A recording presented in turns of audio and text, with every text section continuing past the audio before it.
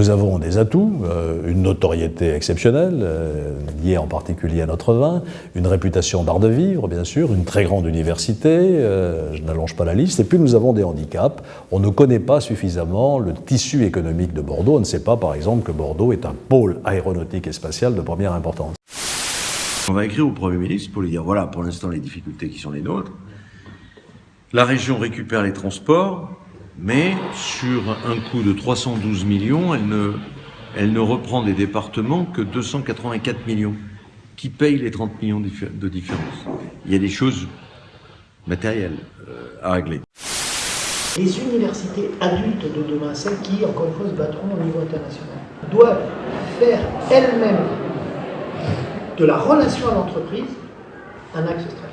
Il ne s'agit pas de soumettre leurs enseignements, leurs recherches à l'utilité économique pointe à la ligne, mais elles doivent être identifiées par les acteurs économiques comme le lieu où ça se passe.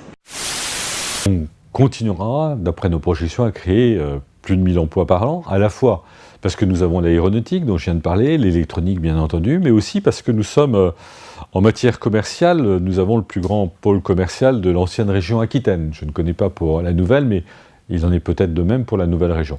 Et puis on a un pôle tertiaire qui est considérable, avec notamment des places fortes en matière de bâtiments et travaux publics et en matière d'assurance. Je crois, un thème passionnant, entreprendre la culture, montrer à quel point la culture ne se résume évidemment pas au côté mercantile de l'affaire, mais également comment ces mondes se nourrissent finalement d'une même ambition, d'un même objectif, à la fois le monde entrepreneurial ou le monde culturel, deux mondes qui s'interpénètrent, et je crois que c'est la force de cette thématique cette année qui va être définitivement passionnante.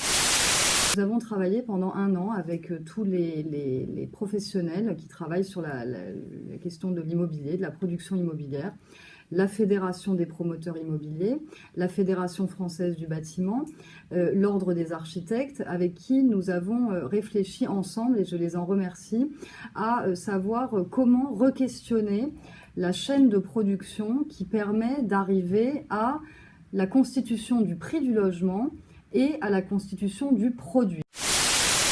Je crois qu'il faut être modeste. Le monde culturel rencontre de vraies difficultés. Il y a une part de souffrance en ce moment, parce qu'il faut réinventer un modèle culturel, en tout cas de politique culturelle publique.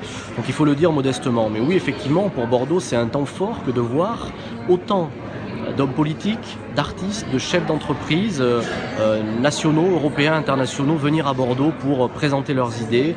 Et l'espoir que nous avons, c'est que cette rencontre aussi vienne aider le territoire.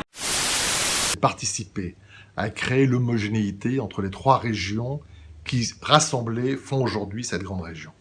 Il faut savoir que ces 3 régions ont des origines très différentes dans leur niveau de développement économique, dans leurs infrastructures routières ou ferroviaires, et qu'aujourd'hui, il y a une certaine angoisse dans les territoires qui ne sont pas strictement bordelais ou qui ne sont pas strictement girondins ou aquitains. Et il faut faire en sorte que nombre de personnes qui regardent cette réforme avec beaucoup d'inquiétude et voire d'angoisse ne passent pas leur temps à se regarder en se disant « qu'est-ce qui va m'arriver du fait de l'autre ?» mais se dire « qu'est-ce qu'on va pouvoir regarder ensemble comme perspective ?» Nos prévisions et notre vision du marché bordelais, c'est qu'il mérite une navette et une fréquence plus importante.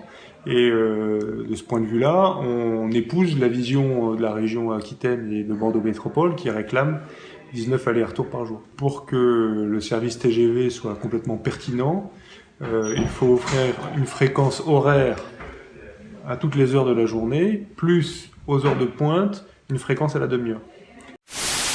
Entreprendre la culture, il y a une dimension individuelle, une dimension collective, une dimension culture facteur de paix. Entreprendre la culture, c'est un thème très polysémique, donc c'est pour ça qu'on l'a choisi, c'est pour que chacun puisse y apporter sa pierre, qu'on ait la fibre entrepreneuriale, la fibre d'innovateur, ou qu'on soit un artiste, c'est-à-dire comment est-ce qu'on la vit, quelle est la prise de risque qui est liée à ça, et quelles sont les grandes questions qui nous animent pour dessiner l'avenir ensemble.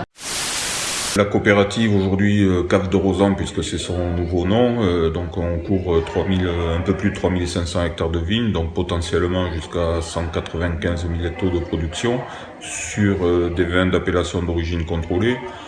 sur un site de vinification arrosant qui est considéré comme le plus grand de France en vin d'appellation d'origine. Une entreprise, j'espère, connue et reconnue et qui continuera à l'être.